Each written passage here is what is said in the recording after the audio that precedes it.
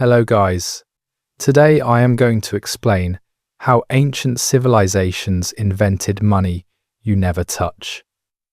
There's a building in your city right now where you can walk in, hand over a piece of paper, and walk out with someone else's money. No questions asked, no proof required, just trust. A bank. But here's what most people don't realize.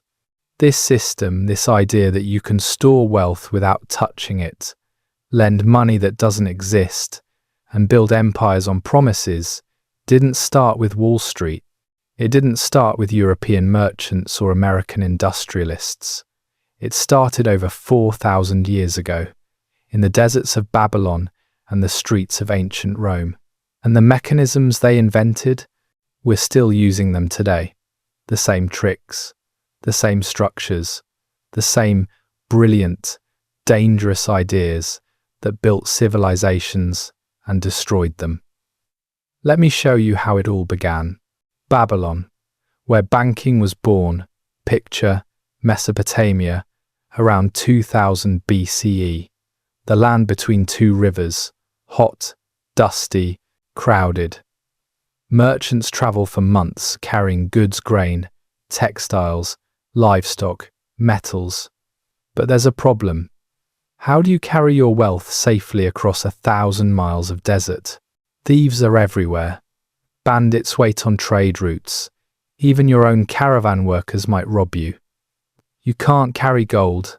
Too heavy, too obvious, too dangerous. So the Babylonians invented something radical, something that would change human civilization forever. They invented the promissory note. Here's how it worked. You walk into a temple, not a church, but a temple. Because in Babylon, temples weren't just religious centers, they were banks. The priests were bankers. And the gods? They were the ultimate guarantors of trust. You hand over your gold, your silver, your grain. The priest weighs it carefully, records it on a clay tablet, and gives you a receipt. That receipt is your wealth, not the gold itself, the promise of gold. Now you can travel light. If bandits rob you, they get nothing, just a clay tablet with symbols they can't read. But when you reach your destination, you walk into another temple, show your tablet, and collect your gold. This was the birth of abstract wealth. The idea that money doesn't have to be physical. It can be a promise, a record, an agreement between strangers. But the Babylonians didn't stop there. The first loans in history. Once temples held everyone's wealth, they realized something brilliant. Most of that gold just sits there. People deposit it and don't withdraw it for months, sometimes years. So why not lend it out? A farmer needs seed for planting season. He has no money, but he will have money after harvest. So the temple lends him grain, not charity alone, with interest. This is the birth of credit. The idea that you can borrow from the future. That wealth doesn't have to exist right now to be used right now. The interest rate? Usually around 20% annually. High by today's standards.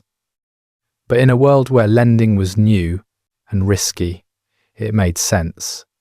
Babylonian law even protected borrowers. The Code of Hammurabi, one of the oldest legal codes in existence, has entire sections on debt, interest rates, and loan contracts. If you couldn't repay, there were rules. Your family couldn't be enslaved forever. Debts were forgiven after 3 years. The Babylonians understood something we sometimes forget today. If debt becomes permanent slavery, the system collapses, people stop borrowing, commerce freezes, society breaks down. Banking only works if both sides believe the system is fair. Rome. Banking goes commercial. Now fast forward 1500 years. We're in Rome, around 300 BCE. The Republic is growing. Trade is booming. Wealth is pouring in from conquered territories.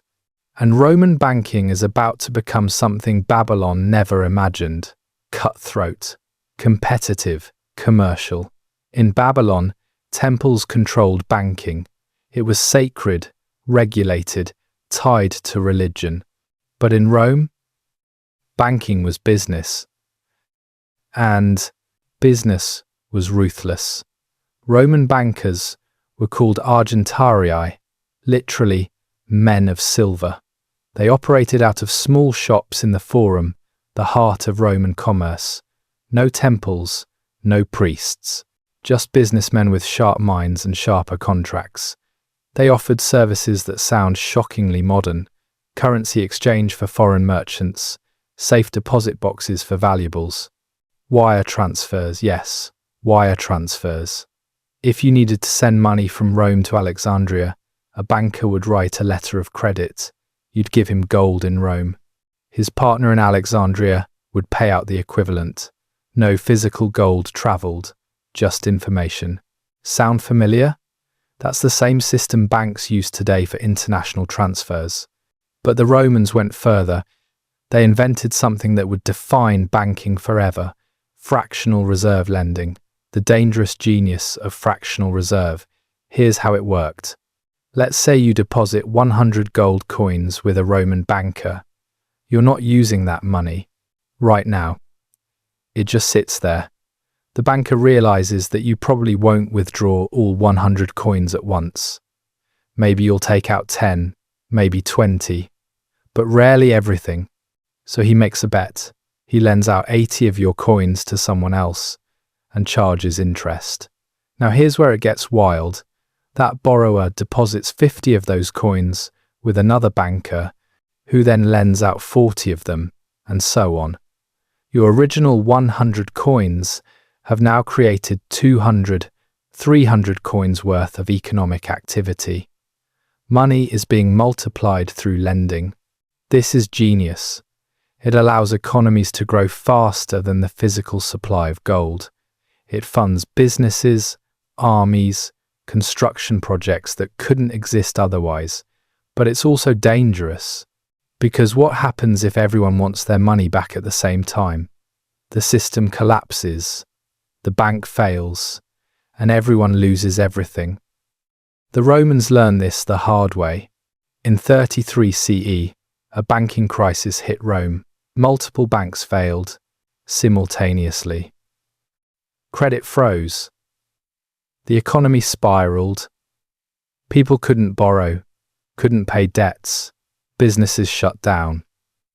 Sound familiar? It's the same pattern as 2008, as 1929, as every financial crisis in history. The mechanics haven't changed. We've just made the numbers bigger. What made Roman banking succeed? But Roman banking didn't just crash. For centuries, it thrived. Why? Because Romans understood three critical principles. First, trust. Roman bankers kept meticulous records. Every transaction was documented on wax tablets. If there was a dispute, you had proof. Contracts were sacred. Break one, and you'd never work in Rome again. Second, regulation. The Roman government didn't leave banking completely free. There were laws about interest rates, debt collection, and bankruptcy. When banks got too reckless, the state intervened. Third, diversification. Smart Roman bankers didn't put all their wealth in one place. They invested in land, shipping, trade goods, and loans. If one sector crashed, they survived. These same principles still define successful banking today, the fall of ancient banking. But here's the tragedy.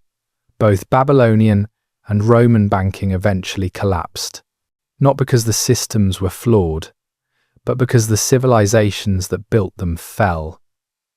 Babylon was conquered, its temples destroyed, its clay tablets shattered. The knowledge survived, but the institutions didn't. Rome fell to corruption, inflation, and invasion. As the empire crumbled, so did its banks. Credit disappeared. Trade routes broke down. Europe entered the Dark Ages, where banking barely existed for centuries. It took 1,000 years for Europeans to reinvent what Rome had already perfected. The echo through time. Today, when you swipe your credit card, you're using Babylonian technology, a promise recorded digitally instead of on clay. When your bank lends out your deposits, it's using Roman fractional reserve tactics, creating money from nothing but trust and contracts. When financial crises hit and governments intervene, they're following Roman precedent, regulation to prevent total collapse. The names have changed, the technology is different, but the foundations, they were laid in the temples of Babylon and the Forum of Rome. Ancient bankers understood something profound. Wealth isn't just gold and silver, it's trust, it's belief.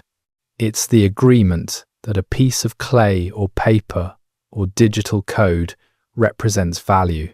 And when that trust breaks, everything crumbles, no matter how much gold you have. The first banks of the world weren't just about storing money. They were about inventing the idea of money itself, making it abstract, transferable, multiplicable. That invention built empires, and it destroyed them. We're still living with both the genius and the danger of what Babylon and Rome created 4,000 years ago. Every time you check your bank balance, you're looking at the descendants of clay tablets and wax records. Every time you take out a loan, you're participating in a system older than most religions. Banking didn't start in Switzerland or New York. It started in deserts and forums, with priests and merchants who understood one simple truth. The most valuable thing humans ever invented wasn't the wheel or fire. It was trust in a promise. The belief that a symbol could represent wealth you've never touched. That belief built the modern world, and it might destroy it too. Just like it did for Babylon. Just like it did for Rome.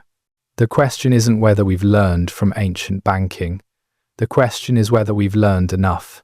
Because the mechanisms that created prosperity for thousands of years are the same ones that trigger collapse. History doesn't repeat, but it rhymes. And the rhythm of banking has been playing the same tune since the first clay tablet was pressed in a Babylonian temple 4 millennia ago. We're still dancing to that ancient song. We just don't always remember where the music came from.